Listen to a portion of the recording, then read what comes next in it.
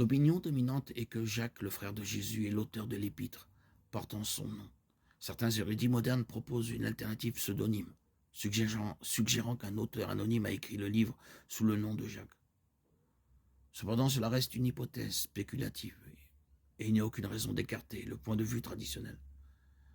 Jacques s'adressait à ses destinataires comme les 12 tribus dispersées parmi les nations, désignant les chrétiens juifs.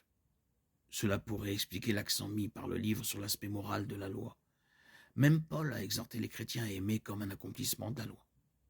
Ainsi, bien que la loi soit inadéquate comme moyen de salut, la norme morale de Dieu reste inchangée.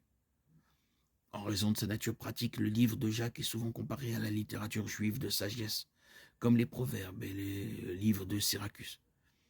Il est structuré comme un recueil de sermons écrits dans le contexte général de la gestion des épreuves.